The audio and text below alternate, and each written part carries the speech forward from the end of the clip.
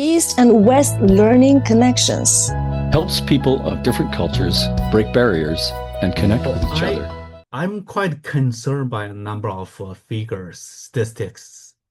First of all, the youth unemployment and underemployment in North America is astounding.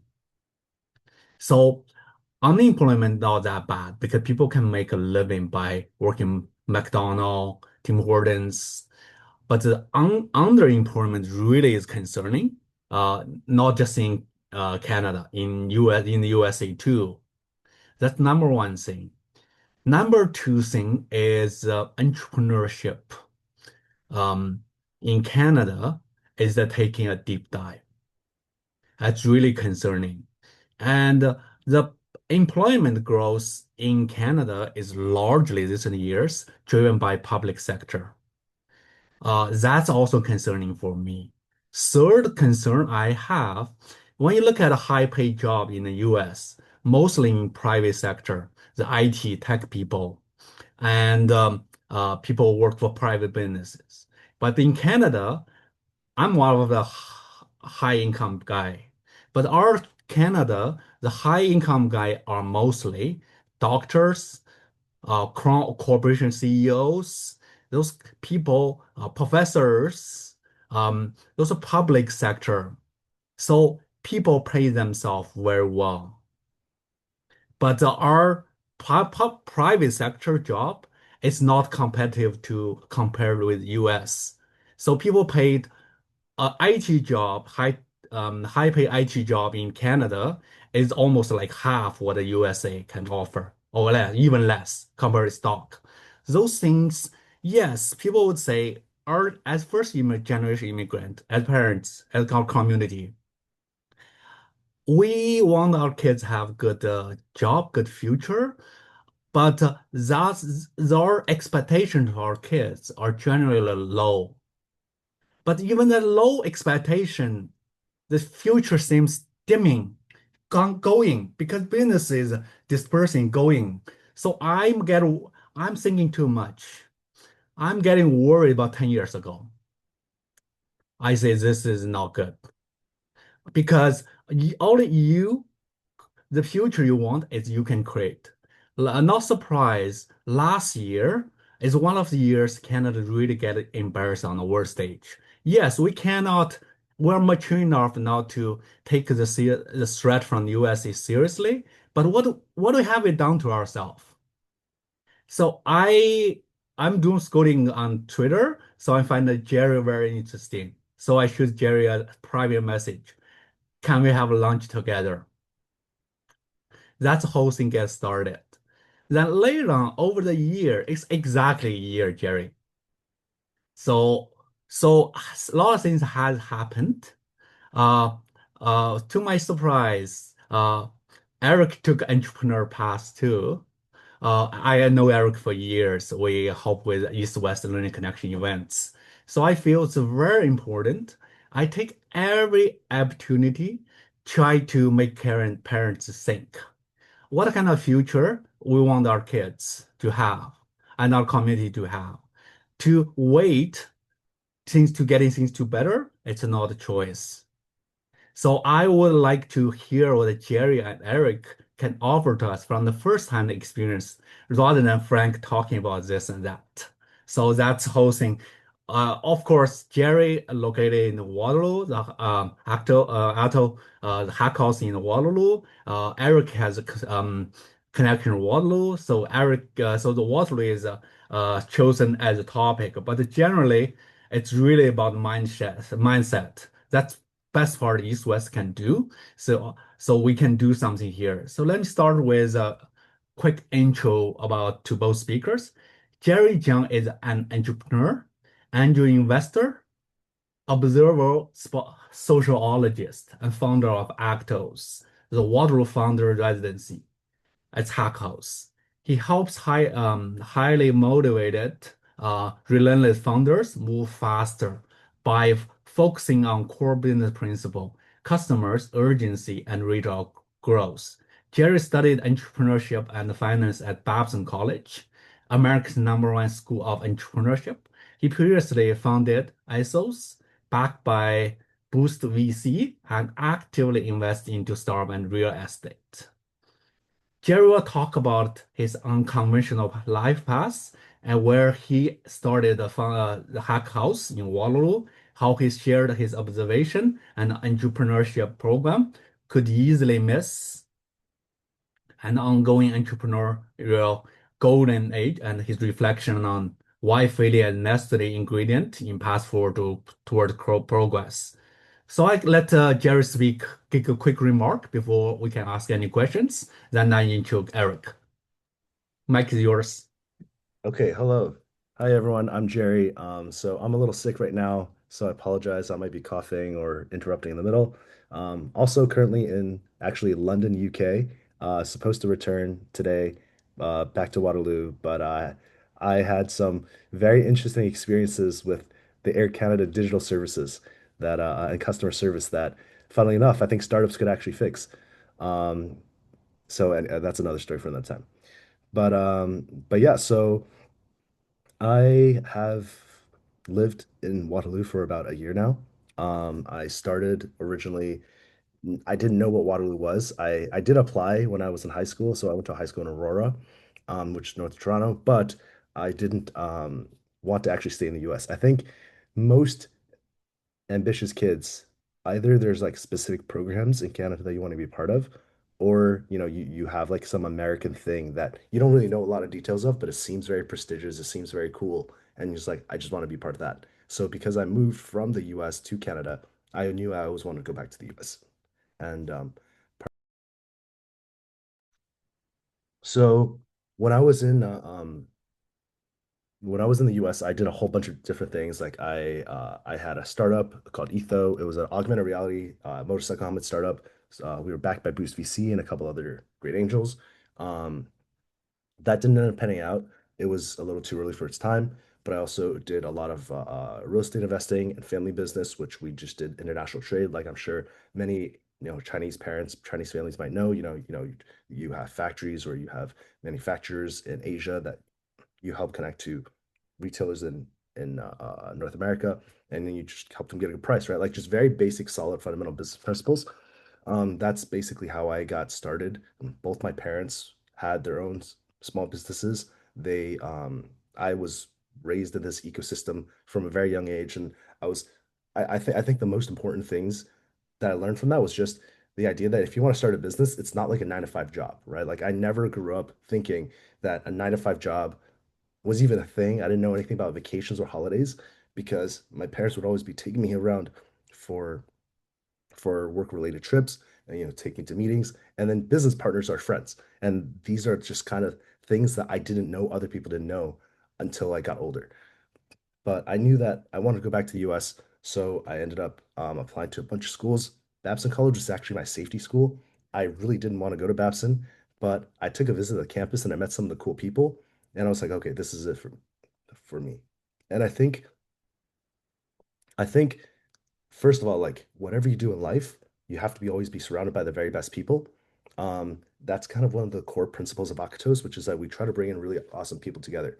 How Eric and I got in touch is actually through his co-founder Pravish, who I didn't even actually know when we allowed him to come live at the house. Pravish was actually a friend of my co-founder Brenda. No, actually no. Pravish is a friend of Brenda's friend. So I literally didn't know anything about this guy. But I knew that Brenda had really good taste. That's why, taste in people's character, in their ability to be ambitious, in their interest in being curious and doing interesting things. So I literally knew, sorry, I literally knew nothing about Pravish. And I just said, you know what? Sure. Because, Brenda has, you got to trust your co-founder. And it's very funny because when we first put the house together. And so, before I go that, let me go back to the US and how I came back to Canada. But basically, I'd been working in the US for some time. I was actually spending some time in the UK as well. And that's when I decided uh, I wanted to get back into startups about 5, 6 years after my first startup closed down. And I was working on some AI real estate things. I was just starting to get into Claude. I did a program called Build Space, met some incredible people, moved to San Francisco, and I tried to build my company there. But I was not surrounded by the very best people. There were some great people that I was interacting with who are now very pivotal in my life, but I realized that the density of action around me was not great. I realized my startup was not moving. I wasn't growing any revenue. I wasn't getting customers. We were building a lot of things, but none of it was actually translating to money, which I needed, obviously, to keep the company running. So something I noticed is that so I live in a hacker house in San Francisco. My best friend started a hacker house in New York. I've been in co-living spaces for a very long time. He actually co-started the first ever hacker house in New York. And so I knew that, if you're surrounding yourself with great people, then you can always find some kind of result. So when I was realizing my startup wasn't working out and I needed to move fast and do something different, I decided, um, okay, well, I know that all the people around me who are really strong are Canadian. And of these Canadians, 70% of them came from Waterloo. So I knew I had to go check out what Waterloo is about. And that's essentially how I got to Waterloo. I met Brenda at a hackathon in San Francisco as well, who was mutually introed through a different friend that I had met through the Waterloo network. And yeah, that's basically how Akatos came to be. Um, Sorry, Eric, do you want to say a few words? Because right now I just need to clear my throat a bit. Oh yeah. Let me give an intro about Eric now. Yeah, let me um 1 sec. Let me turn on the camera. Let me always put, so Eric Liu is a Waterloo dropout who left his 6 years after co-oping at a wide range of companies. He is now co-founder of Totalius, a startup building the prediction market space. He's currently part of YC, Y Combinator Accelerator. Eric will share his perspective on the startup environment and ecosystem at Waterloo, how Waterloo's co-op culture, tech community, and builder mindset has shaped his path. He will also be talk about how he became interested in starting his own company and what has been like building a startup in SF through YC. Go ahead, Eric. Yeah, thanks a lot, Frank, for the great intro. Um yeah, I'm Eric. I'm currently in San Francisco building a startup. And then I guess we can start from the very beginning of um like I grew up in Toronto, and then before entering Waterloo, I had no idea I didn't really have anything like any knowledge about startups or like the tech industry in general. So in high school, I was more into like business, and then Waterloo is actually the only program I applied to that are not just like a business school. So I did math at Waterloo and business at Laurier, and it is through like taking classes at Waterloo and meeting a lot of friends where I got introduced to kind of like the tech startup in the industry. Um, but still like throughout my I guess like first 4 or even 5 years in Waterloo, I just never really thought of going into the startup space, even though a lot of my friends were actively like starting startups or working at cool startups. I was I just spent a lot of time trying out different jobs in different industries um, to see what kind of roles I like to work in the best. And I never really found um, a very specific role that I really like. Like I tried doing, like data science or also like data engineering or like business analyst. But I feel like none of the jobs were like really fit me really well. Um, so that's when I like started paying more attention to what my friends did at their startups. And just the thought of being a founder is like you get to do everything, right? And you have to do everything.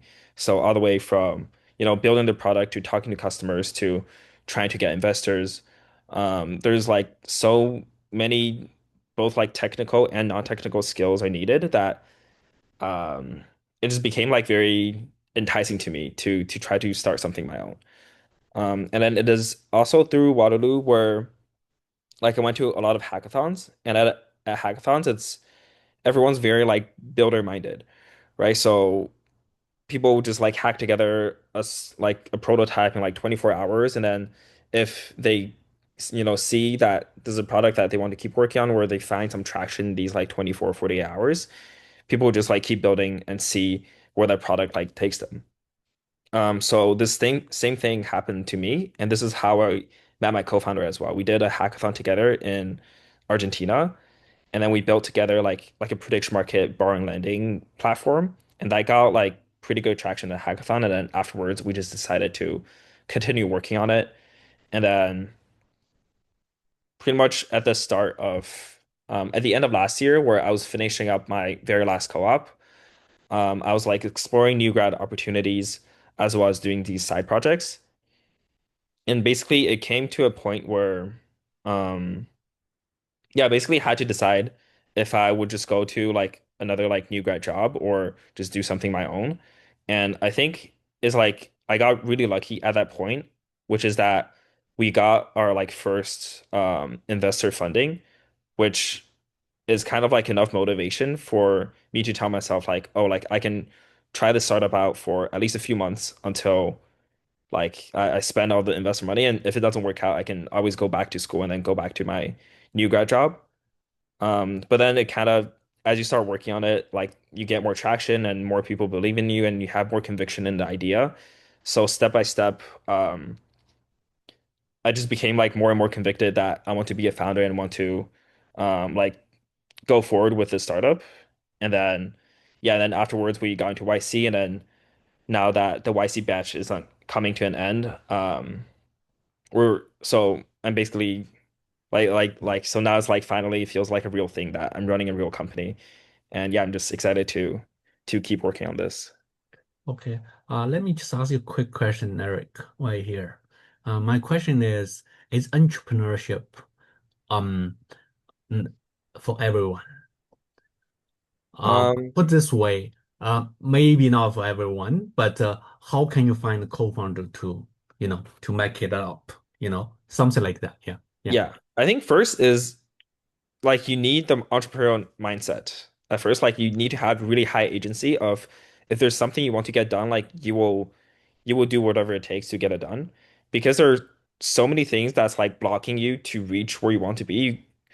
Like first, or like finding a co-founder too, is you need to see if that person has kind of the mindset to do what it takes to get to where they want to be.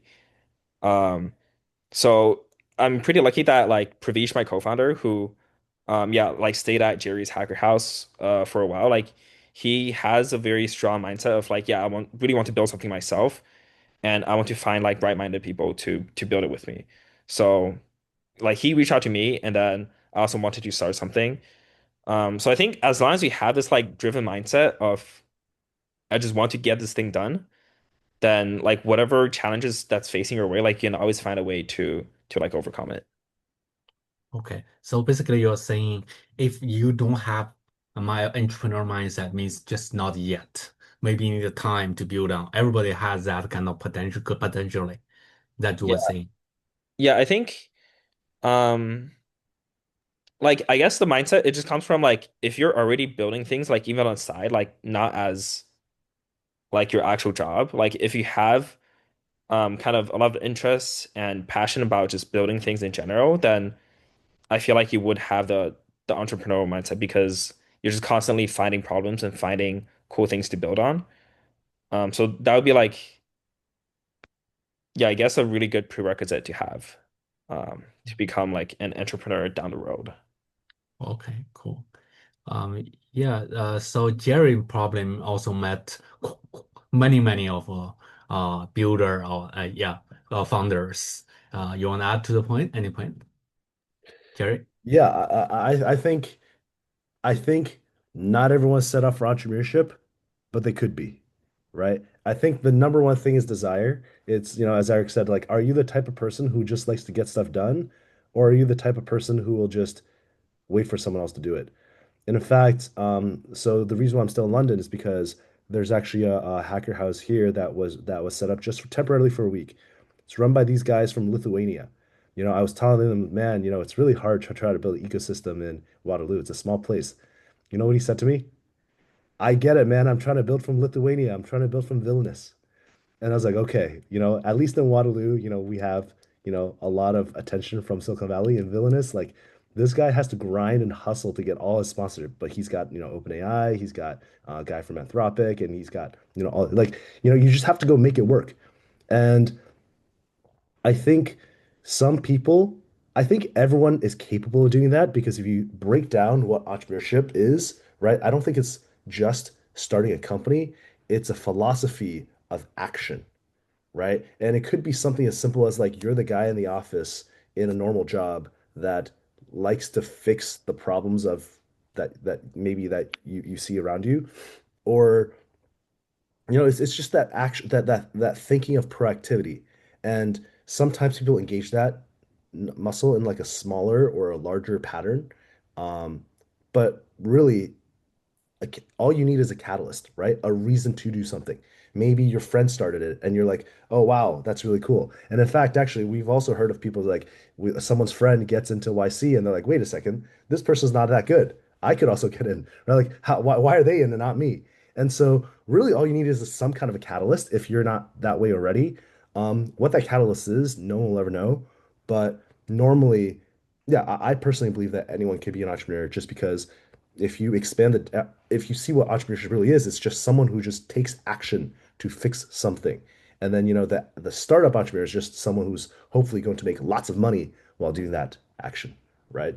So, That's cool, very inspiring. So you returned to Canada about a year ago, started Hackhouse. So how has that this year so far? So when looking back for the past year, can you share about your memorable defining moment you had? I'm following along now all year long. Yeah, right. yeah, I mean, like, I think for sure Socratica Symposium was the highlight just because we had so many people from Symposium staying at our house, and we had so many people who were like a part of our community who demoed on stage. And it was honestly, I was so proud to see all these people like doing the thing that they'd been talking to me about for a long time. And I think, Do you have a video or something you can share to us? Mm. sorry. Do you have a video or something you can share to us? Yeah, yeah, yeah. Well, I have it on Twitter. When next time Eric's speaking, I'll find it and share. Oh yeah, But yeah, yeah, basically, yeah. but basically, I think, part of why I'm in Europe is trying to figure out like, what makes Waterloo special and unique. And like, why should I even be there? Why should anyone be there? And genuinely, what Eric talked about is like the speed of time, thought to action from like that. It was, someone should make this. Oh, I'm gonna go make it. Like, That's oh, Babson South Action. yeah, but like it's actually implemented in Waterloo. Like it's just Yeah, like instilled into people, right? Like I yeah. just see people just do stuff. And sometimes the best people are the people who don't talk to me for like 4 months and they come back they're like, yo, by the way, hey, this happened and then that happened. Can you help me with something else? And for me, that's really inspiring because, you just know that it doesn't matter who you just know that someone is doing something and you know that it's going to come back up. And, it puts you on this.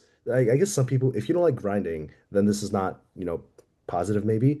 But for me, if you have a really big, ambitious goal that you want to work towards, it's very lonely actually, right? Because most people don't have big ambitious goals. They think your goals are crazy. And in fact, we've had so many people who come to Akatos from especially other schools. I think Waterloo is like better at this, though there are some haters too. But especially if you go to Western, if you go to McMaster, if you go to Guelph, the smaller the name of the school, the more I hear from really ambitious people like, oh, if I talk about my dreams, that people tell me I'm crazy. It's like, stop dreaming. So like be realistic, right? And I wanted to create a place where like, don't be realistic. Go chase the thing that you think should exist that no one else can make. Have something unique that that you stand for. Have something that you want people to know, like that you're willing to put your name behind. Because every single amazing product that you use, like Bosch or a Mercedes-Benz or or like any amazing brand or product that you think of, most of them come from some guy, putting his name, on his product. Like, I love this thing. I'm the best. And, you know, I'm willing to put my own name behind it. Right. And if you have a problem, you know exactly where to find me because, well, that's me. So you can't hide. Right. I think that's what entrepreneurship really is. So, Yeah. so yeah, like I think Waterloo is just generally the time from thought to action, the implementation is just really, really crazy. Because in Europe, there's a lot of really, really smart people too. But, I just met somebody who told me, oh yeah, I've been working on this startup idea for 4 months and they've interviewed 3 customers. And I'm like, okay, like that's like one a week, not even, right? Like I know that you have a life and you have a job and it's not easy, don't get me wrong. But how are you gonna make it if that's the pace that you're on? Like go spend your time doing something fun. Enjoy life. You don't have to start a company, right? So if you're gonna do it, make sure you don't fail. Go win. Yeah, yeah, it's a very interesting because of my personal take. This entrepreneurship is really about mindset and the community.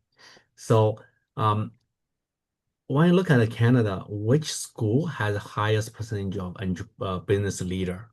Surprise to me, you probably don't know the school name. The school called Roadside. It's a military, you always call them a military school in Victoria, BC. They bring up most business leader per student. Cool. I'm also impressed by small communist city, St. John. They made big impact in terms of fintech and even robotics. So it's really about having that small, uh, you know, the great people don't just appear as one. They group in a bunch. That's why I'm really passionate about bringing this thing up. So you're basically sowing the seed, make things to or making this making the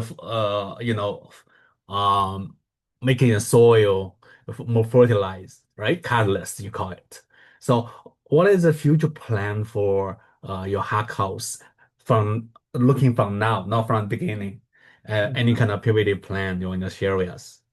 Sure. I mean, we're actively finalizing like a new roadmap Yeah. to grow because obviously like our goal is not just to have a house, right? Like that's the house is just the physical manifestation of what I think should exist, like a place where you can go chase unrealistic things. The people that we really look for are people it's really 3 things: young, ambitious, and restless, right? And Yeah. it's people who, it's like the type of people who are always tapping their knees, like, okay, like I'm thinking. Like I know there's an answer already, but I know there's a better answer out there and I have to go find it. Like these are the type of people that we really like and we want to find a community around that. And I also want to share the story of how I met Eric, by the way. So we literally met at a WeWork in SF for the first time, I think, right? Wait, no, we Um, met in Waterloo before. We met in oh, did we? yeah, Okay, we did.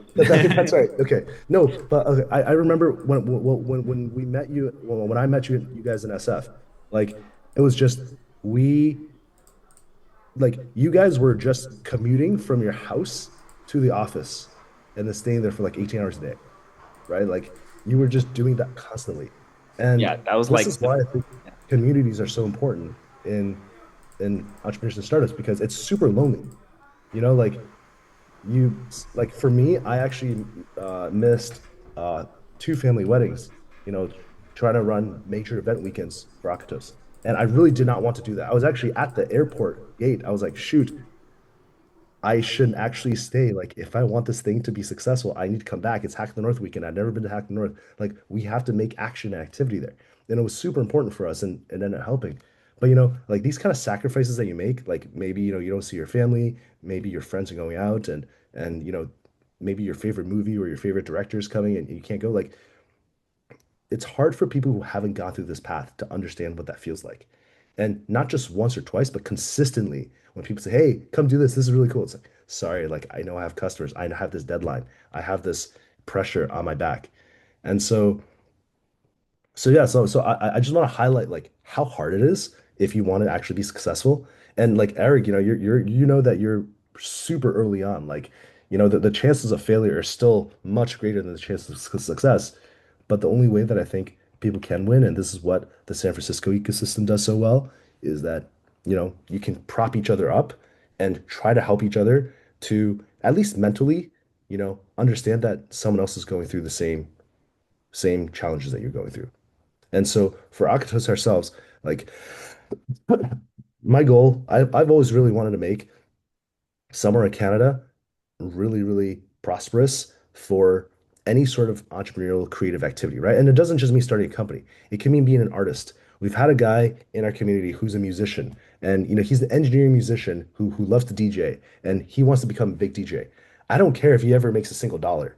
I would love for him to become the best version of himself. So yeah, so we don't have anything specifically, specific to announce yet, but for me, it's very clear that there are a lot of people who are young, ambitious, and restless.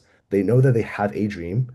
They know that pursuing the traditional, go to get a degree and then get a job and then banking some money and then going after that, maybe when you're like 27, 30, 32, like that's not the way. We have financing vehicles available for you to chase your dreams now when you can actually realize it, when you can put in the time, when you're willing to, sacrifice your body. Hopefully you don't have to, but if you need to, it's available, right? Like, yeah, so I want to, I think AI is really going to disrupt how many people see how the world and the economy works.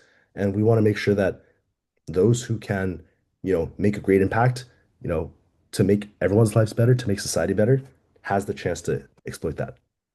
Yeah, so I originally quite interested in organize a trip of our East-West learning people to visit you guys.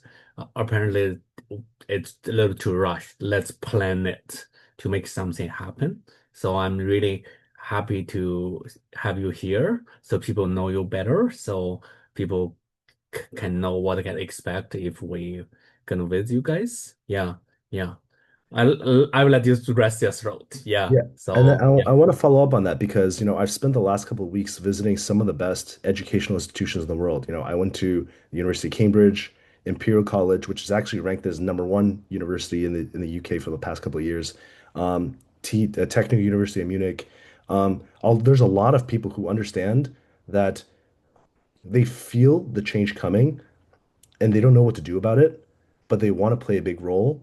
And they are kind of stuck in very traditional patterns where, you do your classes and then you get your degree and then you figure it out. But like they just know that inherently it's unfulfilling. And by the way, I don't encourage anyone to drop out. Most people, like 99% of the time when someone comes to me and says, should you drop out? I say no, right? Like if you actually should drop out, you don't need to ask me. Like that there's one guy who I said you should, and it's because he came to me and said, yeah, I'm gonna drop out. Like school's not for me. Like, who should I talk to about this? Right? When someone is that dead set, then maybe. But like school is this great opportunity to explore whatever the heck you want. And maybe you should stay in school. I actually think PhDs and research is going to be more valuable than ever because it just gives you this excuse to like produce nothing, on a regular cadence in exchange for solving a really big problem that takes a very long time to solve, right? I think actually PhDs, a lot of people are saying they're less useful, but I can certainly see as our ability to, solve simple problems get automated, well, then the deep problems that really matter, well, I think those will be really interesting coming forward. yeah, but go for study for PhD is getting harder. The funding become scarce now. So the quality of the applicant are truly interested. So I'm no question, I'm quite supportive on that. And when people question the value of PhD, it's probably that's I'm always taking the less choice travel road. When everybody, first, for example, in China, a lot of PhDs, I would question, don't do it, don't follow, because you're doing that because people doing it. When everybody says no PhD have no value, I said, do it if you wish to. I I, just I, don't follow. Yeah, yeah, Like I don't think anyone should chase a degree, whether it's an yeah, undergrad or a PhD or even a high school. Like, well, I oh, no, high school I think you actually should do, but yeah, I think no one should just chase the degree for the purpose of degree, right? Like, yeah, if you want to do a specific thing and that a PhD, like, and doing certain form of research is the way there, then a PhD just makes sense. That's the natural vehicle for it. But there's yeah, many vehicles to achieve your dreams, you know? yeah. So yeah, that's what I think. Yeah, yeah, yeah, yeah. Thank you. Yeah, yeah, yeah. Take a rest. So, I'll give mic to Melody. Melody's daughter Anna want to ask Ariel a question. Uh, uh, please, Anna, you can unmute yourself. Hello. You can Actually, open a I mic. just, oh, Yeah, you can you you hear have me now? your video. Yeah, camera if you can. Yeah, Oh, Okay.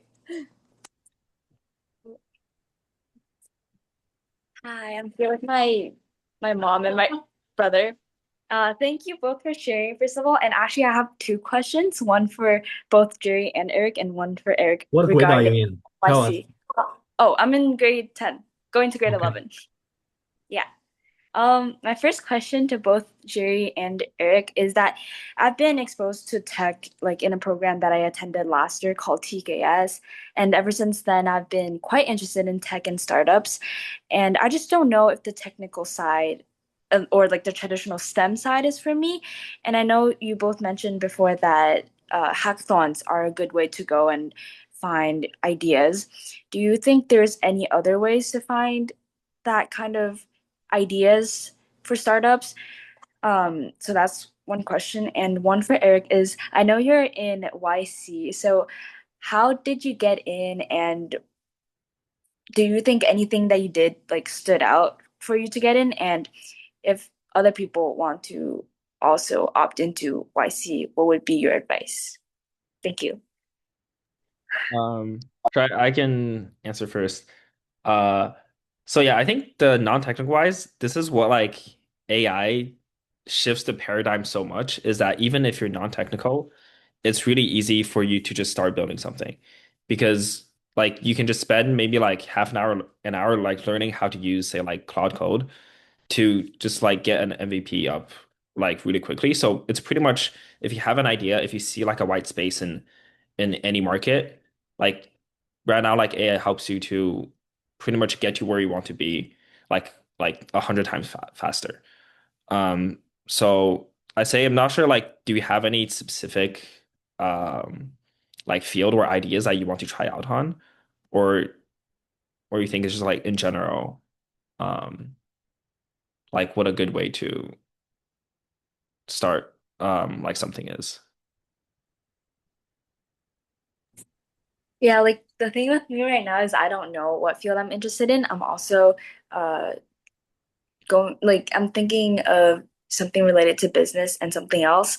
So because I'm kind of lost, I just wanted to hear your guys' journey and opinions. Yeah. Yeah, I'd say I was like at the same stage as you for like pretty much all the way till like year 4 or 5 of my university, where I think where I can just give my story. I don't know how helpful that would be, but I just tried a bunch of different jobs. Like I was in like I work like all my co-ops were in like different companies in different industries doing like different jobs.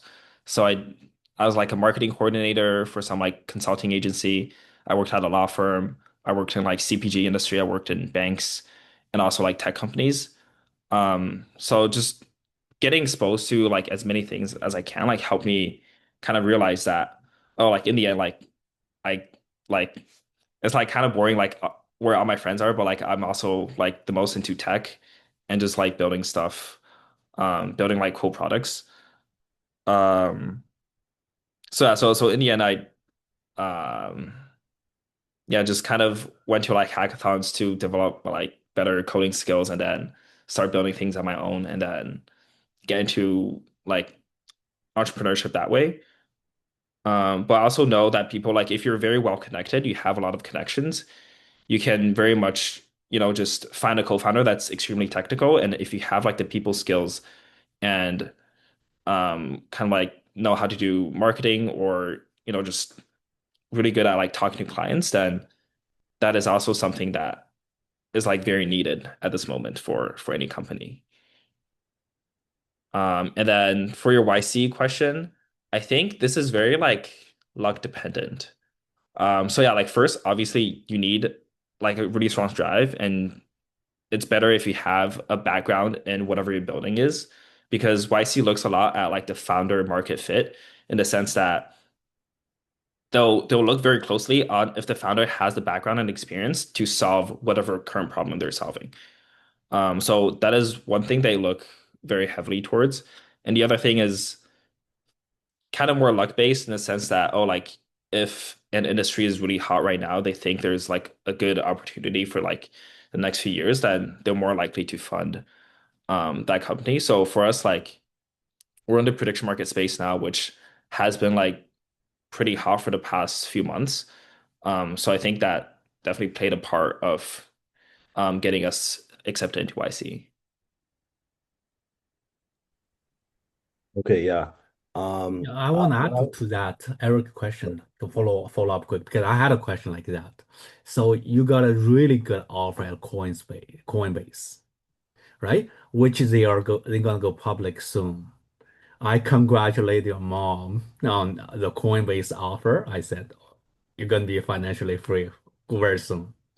And you just surprised me once that day. I saw Jerry posting about you accepted to YC. I said, what?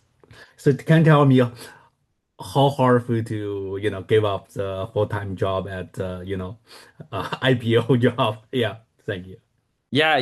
Coinbase is a really cool company to work for. Yeah, they have been public for a few years. But yeah, I think because I like all the hackathons I did were all like in the Web3 space, so like on blockchain, and Coinbase is one of the biggest Web3 companies in North America.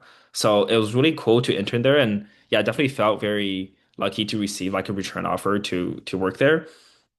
I think and then the thing is like with Coinbase, like the experience helped me to get into YC too. So I don't think it's like I'm sacrificing one for another, but it's like kind of like the Coinbase experience helped me build and prepare myself better so I can start a company in like in this space. Um, so I think when I think about it, like in terms of just like my career future wise, it's a pretty easy choice in the sense that like even I know even if I fail doing a startup, like even if I don't get into YC, but just having the startup experience will help me advance my career a lot more than just being a new grad at Coinbase. Because yeah, like new grads are like every year there are like maybe a couple 100,000 of like new grad jobs, but like the fact that you're founding something, you're building something, and the experience you gain, like a lot fewer people have the privilege to do that. So I think when the opportunity arises, then I just knew that this is something that I cannot miss out on. Wow, cool. So it's fair to say you have that kind of nonlinear compounding kind of mindset. So not really, oh, here that's a good thing. But what I found this opportunity where I can pivot myself to what kind of experience I gain can make me do certain things, right? It's the thing about thinking being big and being ambitious, right? Yeah, so and also just for like long-term career growth, if you just think about like the expected value of going to like a normal big tech new grad job versus founding something your own, like just I just did like rough mental calculation, like the expected value of like creating a company yourself is just a lot higher than um like working for How do Coinbase. you see I see a lot of U of T water grad went to quantum finance. The pay is extremely high, 500,000 a year or something. How do you think about that? I'm from personal, not to compare with others. Yeah, honestly, yeah, I think you will be living pretty well and have a like a bright future if you're making like 500,000 a year right after graduation. So I guess like the offer I got was not I was not gonna make 500,000 a year at Okay. Coinbase. But so I guess that like if you're like really good like if you're like in one of the top quant firms, then I think that is more of a trade-off that you want to think more. I actually know quite a few, we're not, I know a couple examples of people in quant and then they want to start a company themselves and they get into YC, they do everything, but in the end they still return to their like quant jobs because they just think that's like a um that's just like they're more comfortable living that life. So just depends on I guess your own ambition, your own goals and like living the lab founder life is definitely a very different lifestyle. Like it's a lot more busy and you have a lot more responsibilities. So yeah, just like to Well, your own preferences, I guess. that's very valuable to understand that perspective because I do think about that sometime too, right? Yeah. Jerry, you want to add to it? Yeah, I think so. I know there's actually a team in the current YC batch from Waterloo who dropped some quant offers 450K at Optiver. And then Mo and Pranav from Motoflows who did who did the Winter 26 batch. They also dropped offers from Stripe, OpenAI, Shopify, some really big names. And it was actually really interesting because talking to them, the way the way I would think about like YC or any other accelerator or investor program in general is the way I'd probably encourage people to think about like what school you want to go to.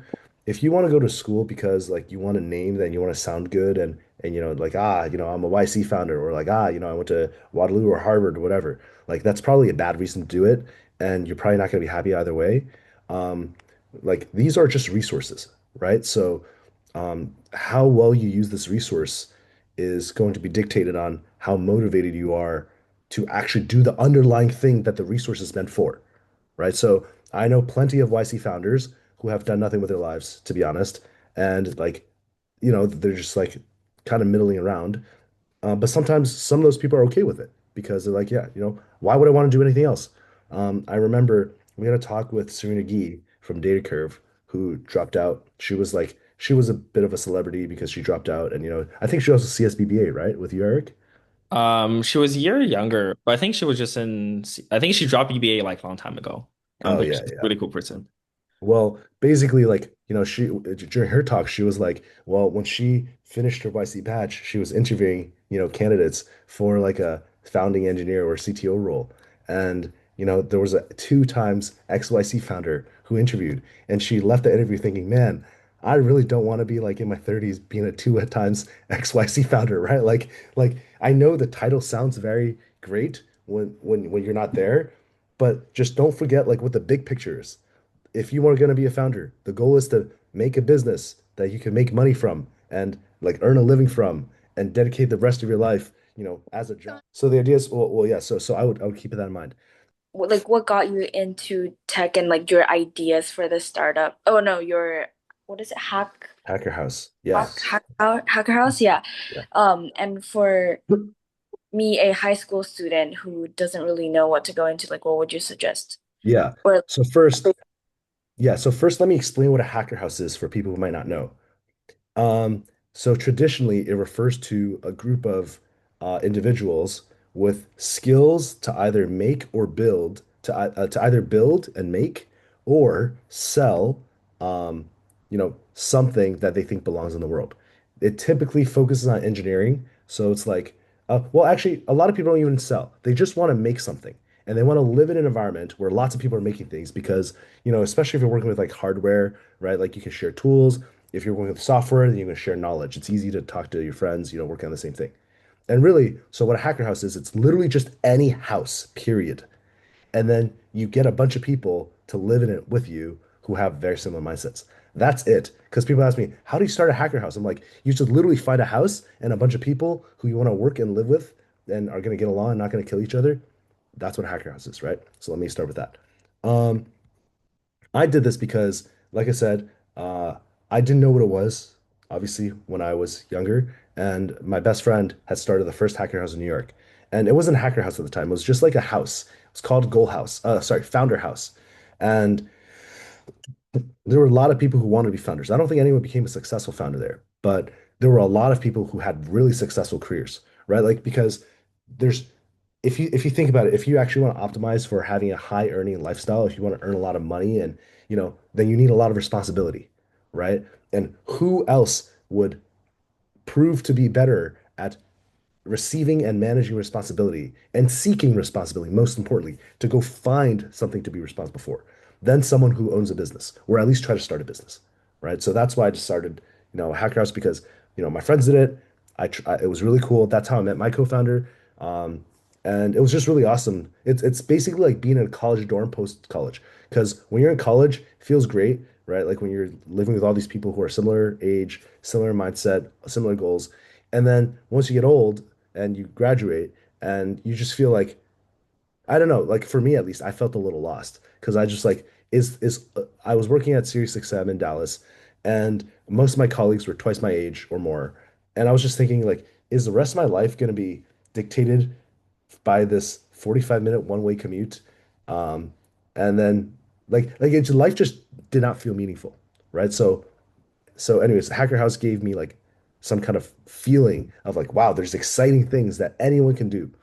The advice I would give for like figuring out what you want to do, I would say like read a lot. Um, Honestly, like explore a lot.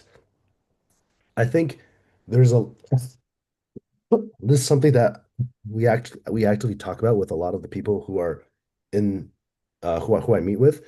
Like there's so many people who are so fixated on starting a business that like they're very tunnel vision, right? Like so for example, today I talked to somebody who said that, oh, they're working on a startup which is uh like in advertising tech, because in advertising tech it's the buying and selling of advertisements are very opaque and archaic, and no one knows if you spend $1, like Meta might just take it and then you get no conversions, right? So I was like, okay, that's interesting. But then when you ask them details about why they're doing this, why this problem in particular, like they didn't really have a grasp on what they were doing. And so it's clear that they just they just didn't do they weren't creative enough. And I think the reason why people are not creative enough is because they lock themselves off from all the things that are possible in the world. And then they think, I studied, philosophy, so therefore I must be a philosopher. Or, I did math, so therefore I'm a mathematician. It's like you can study anything and be anyone, right? All your degree is, whatever society or label that someone else puts on you, is just a label. You can just choose to take off the label and then put a new one on. You control your own life, right? So you can learn anything, especially today in the age of AI. And I would say that, especially, to be candid, because we have a lot of Asian parents in this call. Like, I think a lot of Asian parents have an idea of what they want their kids to be. And so a lot of kids end up being like, okay, well, I need to do A, B, and C because my parents want that. And the parents want well for the kids. But, um, but I think like if you are going to be very successful, either you have to kind of like be like Lang Lang and get it beaten into you, which I don't recommend, or which I think is more successful in Western cultures, just let people explore their mind, right? Like if you like gaming, okay, then try to be a pro gamer, right? Like just try to be good at something. Whatever it is, just be good at it. It doesn't matter how small the niche, because we've seen all these, like I personally used to play a lot of games. I don't play anything anymore, but I watch, and I now literally, I watch people make a career and a living from playing video games. That's crazy to me because my mom told me that, if you play video games, you're never going to get a job, right? So, so I would say, focus on something that you care about and just do it regardless if someone tells you it's good or bad. And just make sure that if you're going to spend time on it, be good at it. Sure. Yeah. Uh, Jerry, we have a question from Jason. I want Yeah. Jason to open mic ask you about college. It's in the Yeah. chat too. Oh yeah, I see Jason, you that. want to read it out? Yeah, Oh, I'll read it. Yeah, okay. so it's about, Babson's entrepreneurship program is a primarily undergraduate or graduate, and what made it number one school. To be honest, I really don't know how they do the rankings. But what I can say is that's unique about Babson. So first of all, like Babson also has entrepreneurial problems. I'm actually part of an alumni group which is trying to like make more tech startups because Babson is more focused on traditional companies. And so yeah, so we have people doing like learning, we have people doing transportation, logistics, a lot of the unsexy stuff, right? Like, but it makes lots of money. What I would say is unique about Babson is it's understand that entrepreneurship is not a skill, it's a philosophy, right? Like it's not something that like you just learn and study and then now you're an entrepreneur or you're not. It's like it's just it's just it's what on like I think the way that we were taught is what entrepreneurship is proactively going to fix problems that exist, right? Instead of saying that's not my job, say everything's my job, and taking ownership of as much as you possibly can do and then figuring out a way to just make that problem much smaller. And because we have lots of friends who from our Babson network who are never going to be entrepreneurs, but they're always going to be top performers. They have great jobs. They have great benefits. They have great lifestyles, probably much better lifestyles than most entrepreneurs, to be honest. And yeah, like it's totally fine because entrepreneurship is not just about starting a company. It's about, are you the type of person, like if your community needs, um, if your community has some sort of need, are you going to be the type of person to go organize it, right? Or when, when there's a lot of chaos, are you the type of person to run with all the chaos, or are you the type of person to stand up and calm everyone down? I think that's like entrepreneurship is really synonymous, in my opinion, with leadership. And it's very hard to be an entrepreneur without being a leader. Um, so so that's what I would say to that. Yeah, Babson is a very hands-on program, so they are more like learning by doing, right? Yeah, Yeah, well, what I would say is like for sure, like there's a lot of things that when you're in school that you feel like just really stupid. I remember the dumbest thing that I remember that I heard in class. We had a professor in corporate finance trying to teach us how to do financial models, and it was like, oh, first you take, you have to do discounted cash flow analysis. So, that's what, if you don't know what that is, it's like trying to figure out if your company makes, let's say, $50,000 a year, then what is that value of that 50K if you're going to make that for 6 years? What's it going to be worth in 6 years' time? And I remember like a big part of it was making assumptions. I was like, what do you mean assumptions? So I just assume if it's going to go up or down, I just make it up. And they're like, yeah, like in a sense. And I was like, this is the dumbest thing ever. But then I realized in the real world, everything's about assumptions, right? Like you try to take in as much good data as possible from as many sources as you can. But at the end of the day, when you have to make decisions about the future, you can only assume things. And so I think it's like that type of education where you are forced to go try things that you're probably going to fail at and I think are really stupid, but yeah, it starts you on the iteration cycle that you never would have started otherwise. I think that's what's really compelling. yeah. The Babson is quite different from other school. So it's basically when everybody doing traditional, they already started drastically different. That's it's about 100 years ago. So which make them unique, I would say. Yeah. Jason, that answered your question? Okay. So Linka want to ask a question. Yeah, please. Yeah.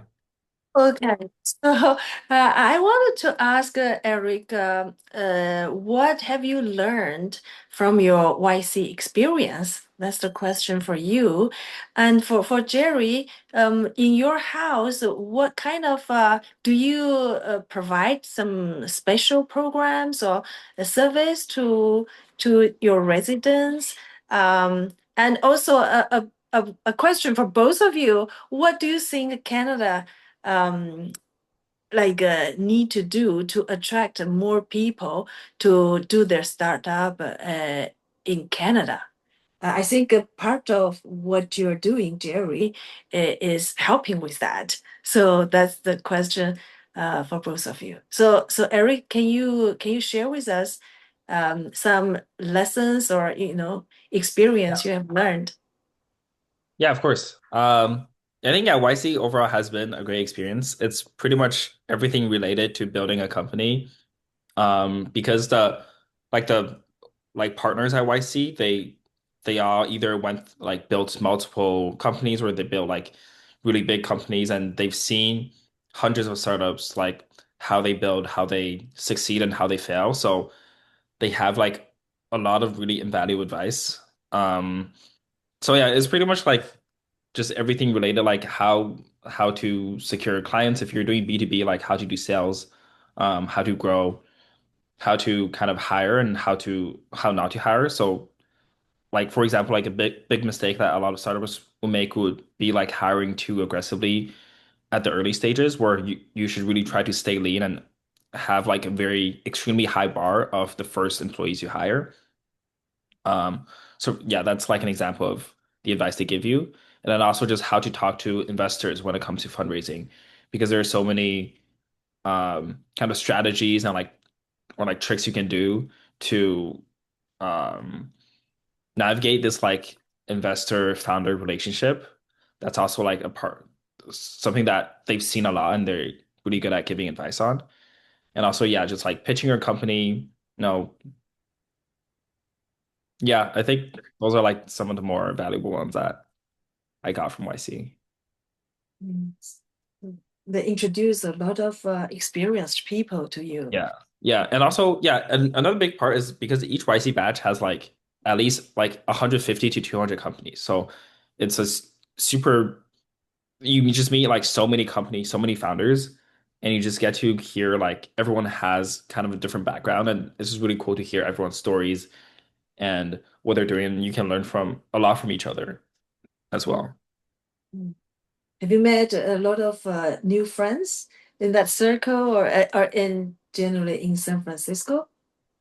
Yeah, I met a lot of friends in San Francisco. Because like YC, everyone is all like grinding all the time. I think this is a not also like something that like you just know that the people you're in the batch with, you're all like working, I don't know, like 12, 16 hours a day. So sometimes like it's hard to find time, but when there are like common like events and stuff, you talk to people and it's just cool to see what problems they're working on. Thank you. And Jerry, in your house, what do you do? Yeah, I mean, so the house has actually gone through a couple of iterations. So when Pravish, Eric's co-founder, was first there, we tried to run programming. Um, and I think it was like mildly useful, but annoying for most people because well, we just took a bunch of people from all sorts of different backgrounds, and it was just like, are they cool? Really? It's like, are they gonna mess up the house? If no, okay, good. And then are they working on something interesting? And like, are they the type of person, most importantly, like Akatos means unbreakable will. So we wanted to find people who are just gonna keep banging their head at the wall until either their head breaks or the wall breaks, right? So are they the type of person to do that?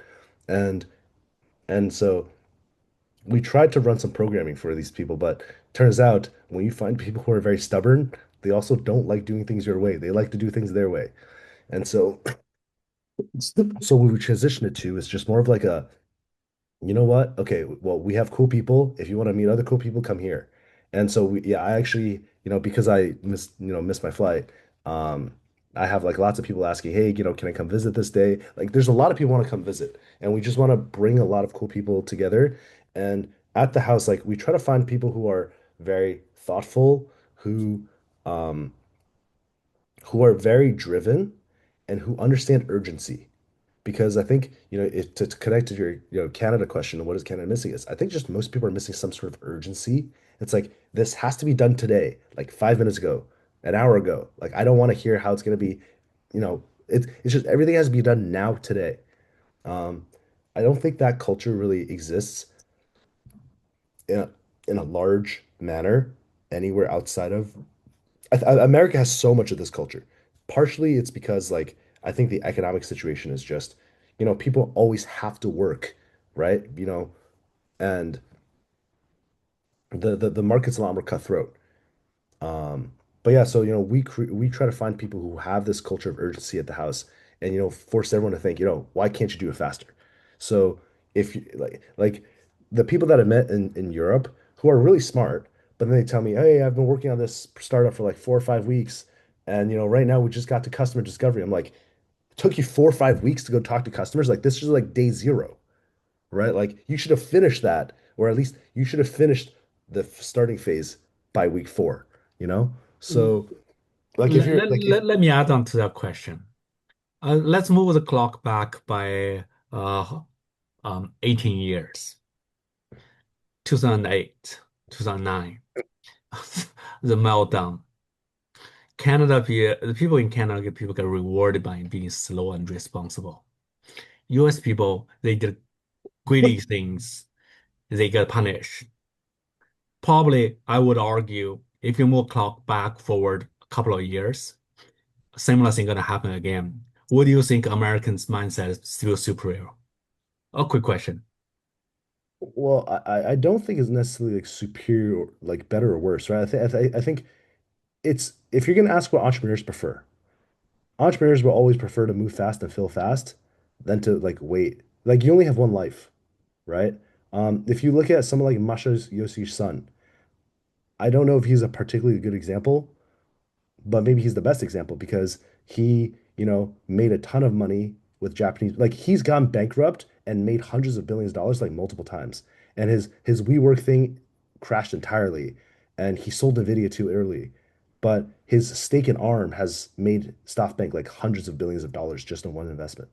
And so like so yeah, so like I don't think it's less about Canada or US. It's more of like, well, what do entrepreneurs care about? Entrepreneurs care about I want to try and do it now. And um I think the difference between 2008 and what's happening now is that technology compounds. Finance does compound too, but like what you're seeing now is that AI AI compounds fundamental knowledge and the ability to go faster, right? It's like you invent the fire and then the wheel and then the printing press, and it just makes everything go so much faster. Like it's like if you invest a bunch of money, so America has lots of booms and busts, right? Yeah.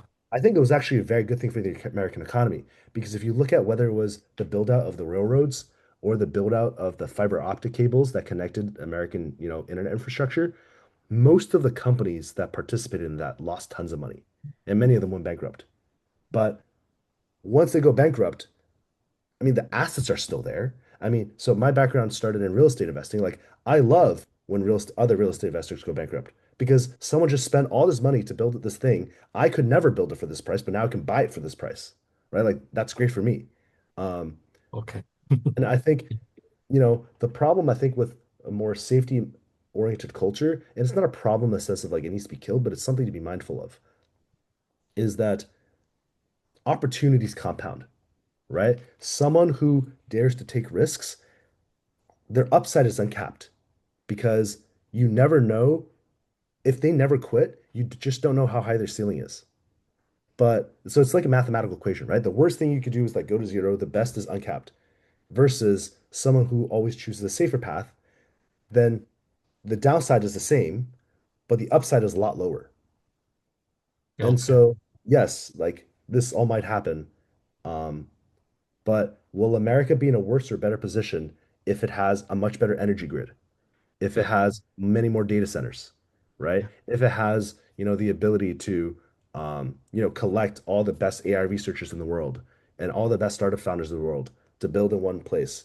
Will San Francisco be better or worse as a city if all these people come to San Francisco, boosting prices up so high that developers are now going to build lots of houses? Like, I just think, yeah, That's yeah, vastly different. Like entire Europe is taking like a safety first, a regulate first approach, at least before, right? So a different yeah. mindset. Yeah. I can tell you that all the conversation in Europe is like, guys, we're like really screwed. Like everyone's like, we're so much better than the Americans, but they keep winning.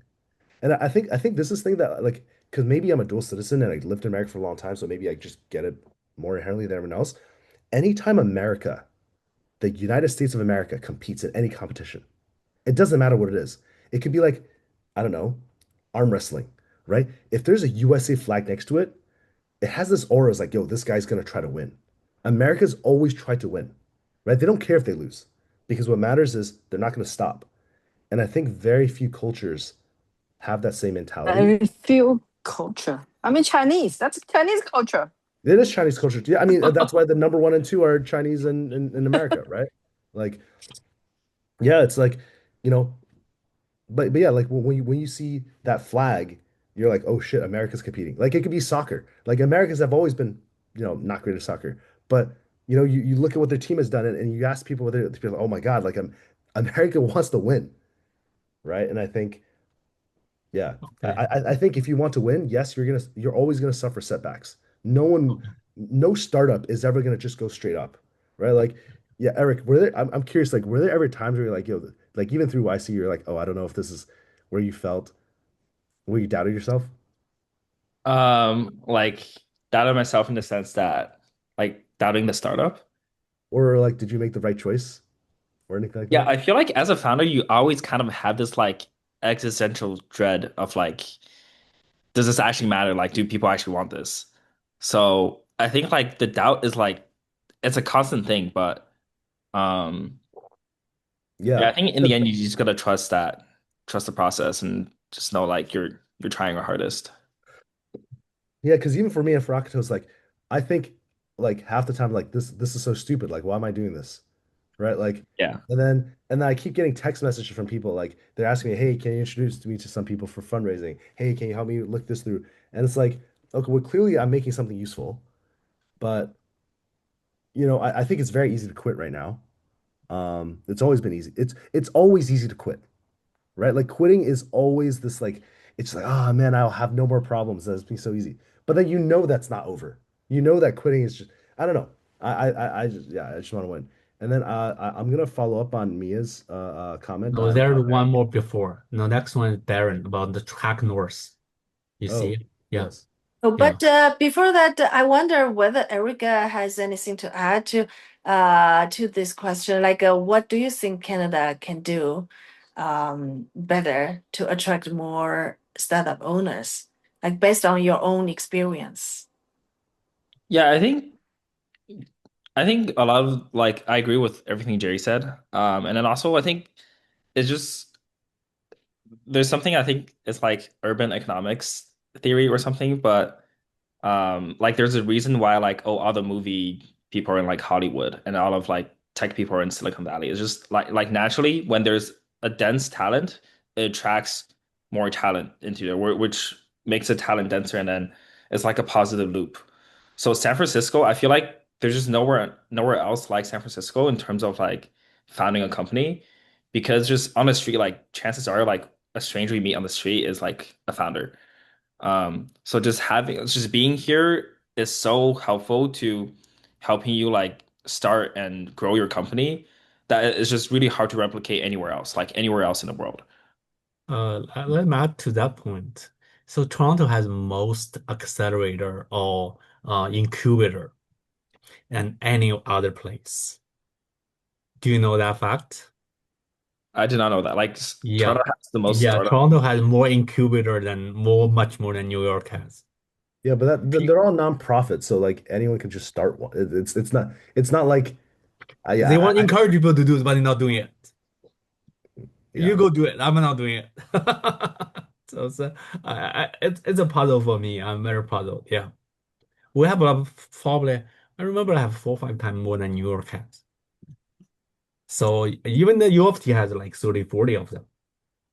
Yeah. Yeah. Yeah. It's a, So I think this is a problem like not just from Canada, but like anywhere else as well. But I think just having cool people, cool founders in a place that naturally attracts more talent. So I think what Jerry yes. is doing is actually like super helpful to Waterloo because Jerry's trying to like make founders stay in Waterloo, right? And that in turn, it'll like just naturally attract more Wait, wait, founders. And wait, wait. I want to correct that. I'm not doing that because I realize okay. you can't like, dude, is there anything I can do to convince you to come back and work in Waterloo? Like, no.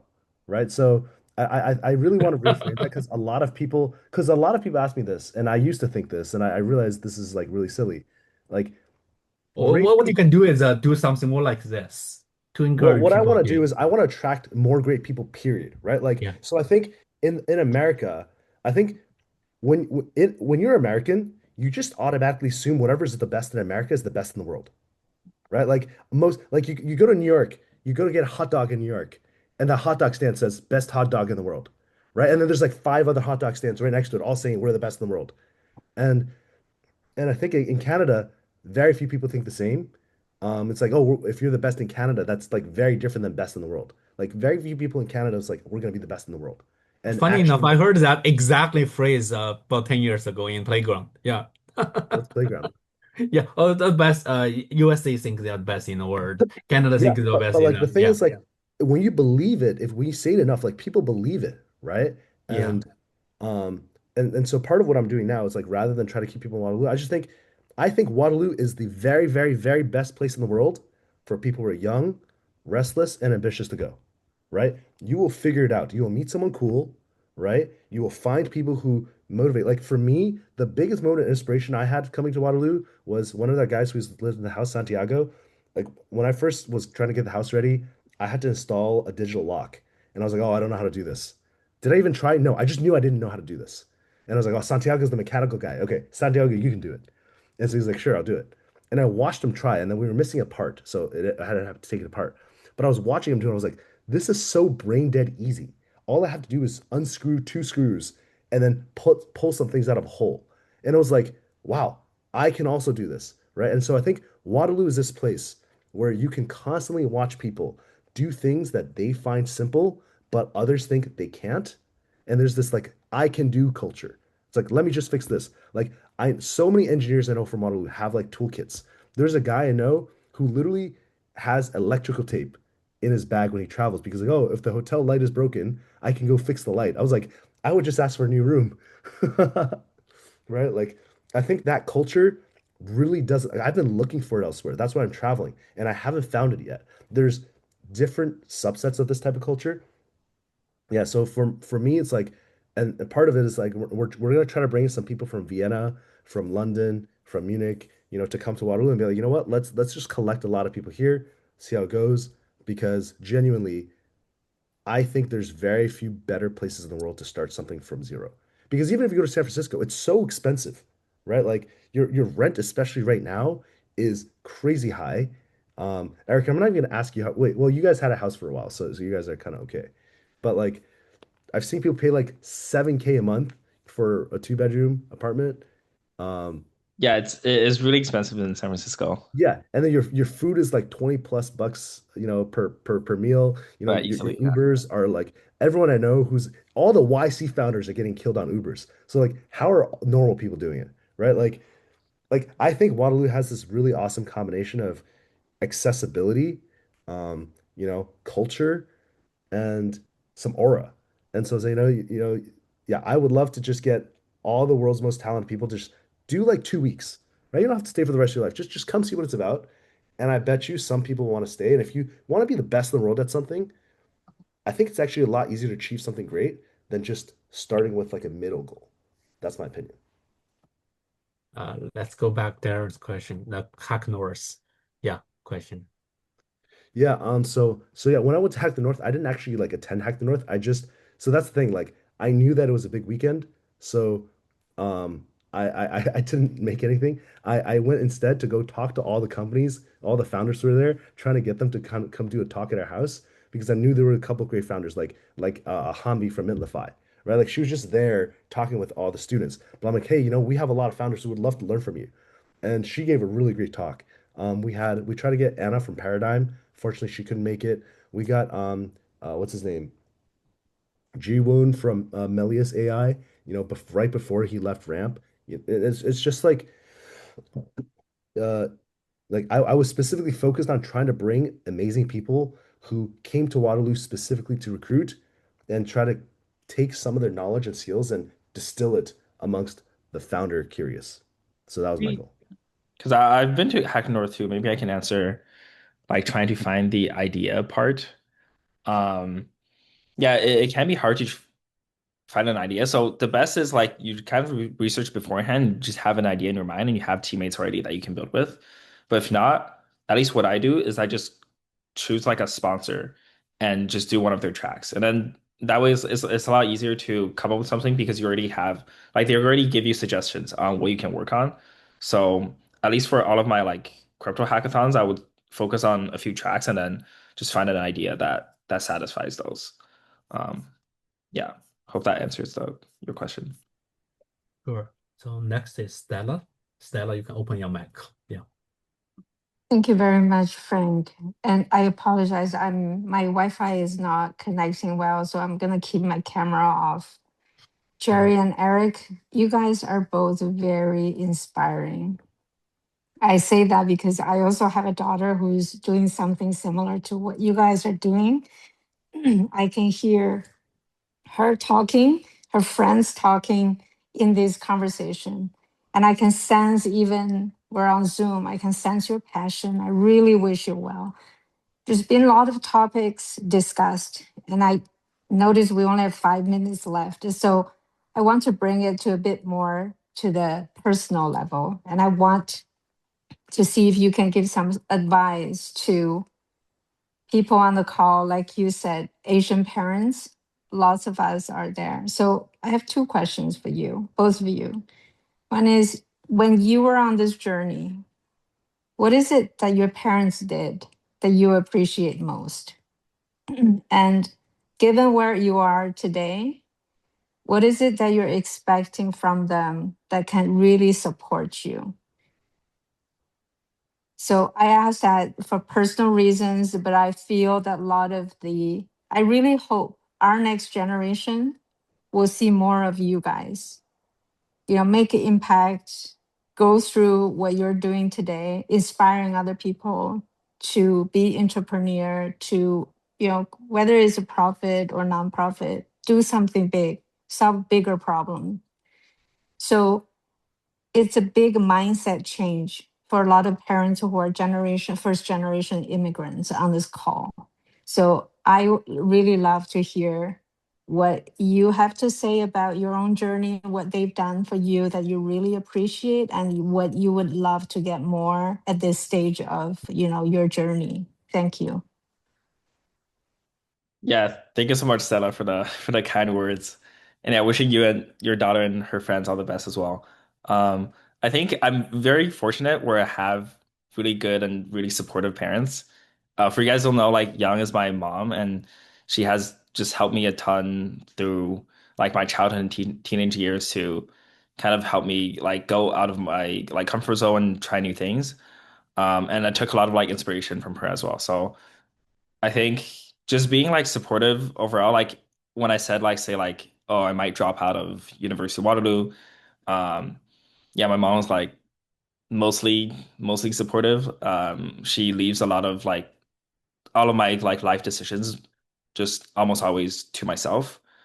Um, I think at this stage is just still like I guess like if you're finding something that you're not relying on your parents on, then I feel like career wise, there's like limited things they can help, but just like being there for like moral support and then yeah, that already like means a lot to me at least. Mm.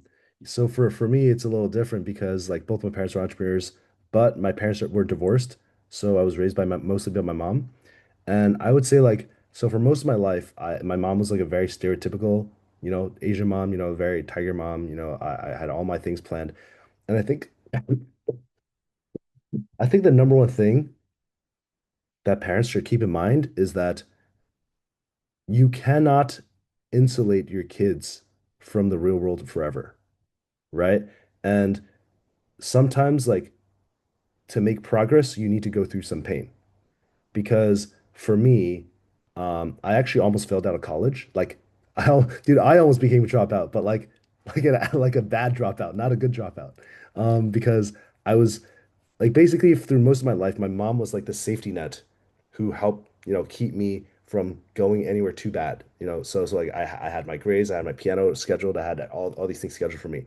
And that actually took away a lot of the core skills that like I did really, really well early on. Like I was always like a fast riser. And then I kind of plateau when other people just keep going up, right? And so I think, if you think about the development of children, well, one day the child will be free, right? That's you can guarantee that. No kid wants to stay, within their parents' grasp forever. Um, and I think it's really important to it's a very nuanced thing of when you can let them be free but if you trust yourself as a parent, right? Like if you think you came from a good background and you want to instill certain good values to your kids and that you've spent decades, 10, 15, 20 years with your kids, like then you should trust yourself and that you raise your kids to make good decisions. And really, I think most parents, because I'm a lot older than Eric, right? So like I'm like very near parent, well, a lot of people my age are parents. Um, but but yeah, like I think everyone understands when with their kid they have a good kid or a bad kid anyways, right? And if you believe you have a good kid, then just trust the good kid. And if you have a bad kid, well, I know every parent has their way of steering their kids. I don't know how to advise that to be honest, so I'm not going to. But yeah, like I think generally like just trust your kids because it's really trusting yourself, Yeah, right? Like yeah, that's yeah. the work that you've put in.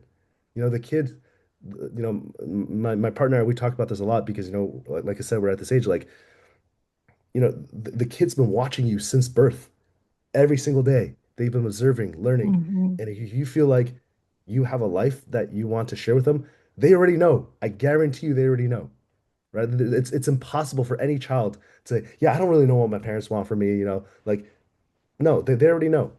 And Yeah. you should just trust them. Yeah, And yeah. I can tell you from a parent's perspective, it's been an inspiring and learning journey watching your own children going through sort of take a very different path.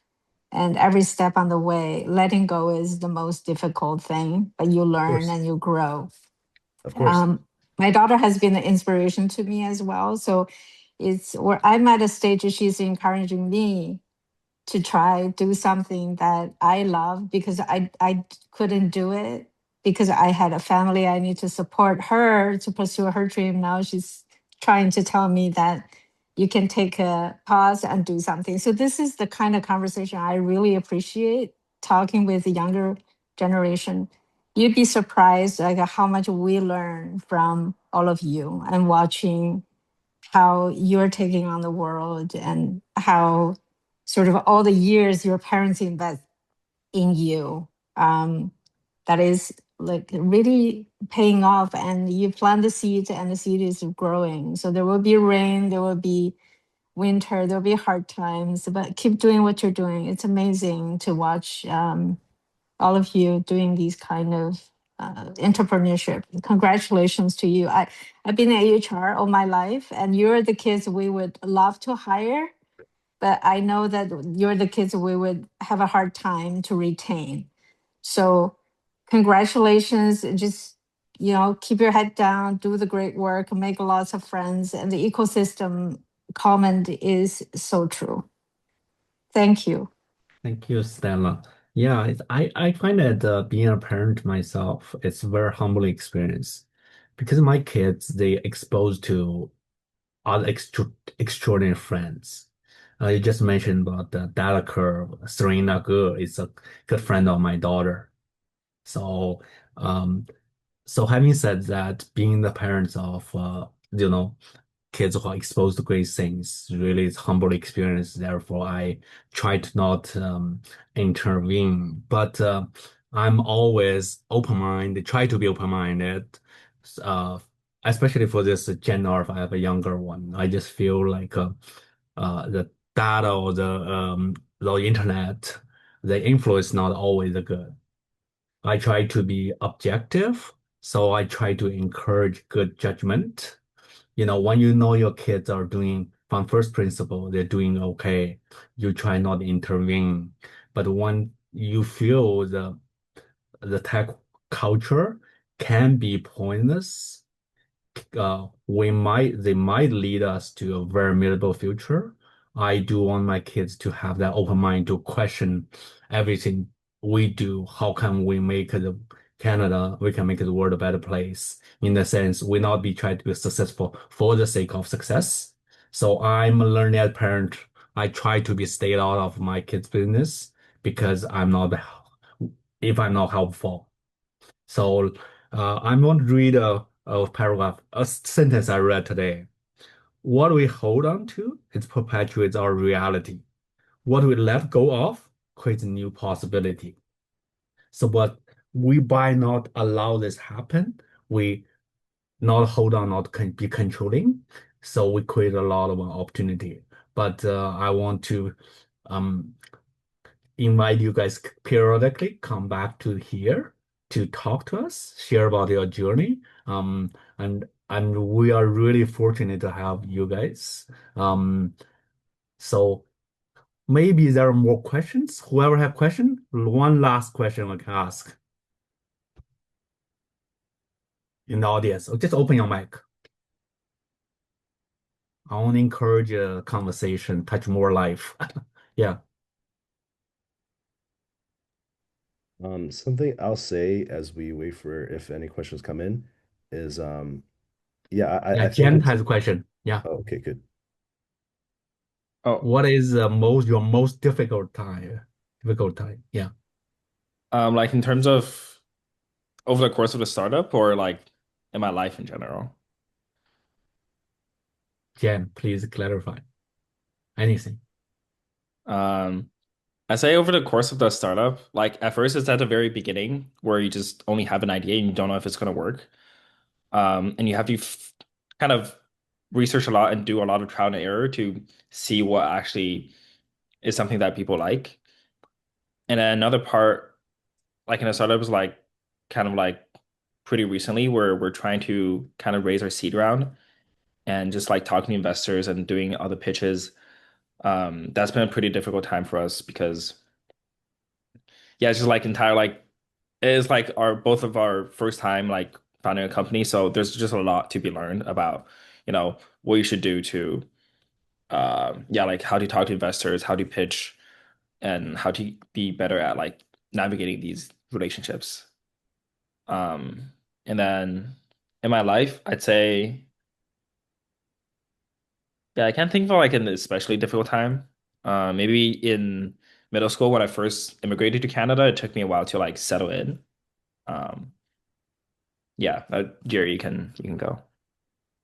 I mean, personally, it was definitely the time I almost failed out of school. Like, I just remember, because so the story is, it was actually, funnily enough, it was English class, and I was the editor-chief of the school paper at the time that this happened, and I just didn't want to do the assignments, um, that my teachers gave me, and I failed the last two times. So I failed the class twice, and if you fail three times, you get kicked out of school.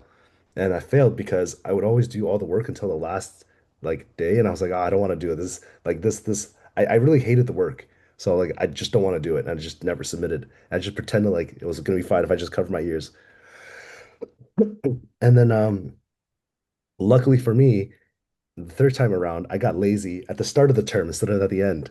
And so like I was projected to fail the class, and I was pulled into academic counseling. They're saying, "Hey, did you know that if you fail three times that you get kicked out of school?" I literally had no idea.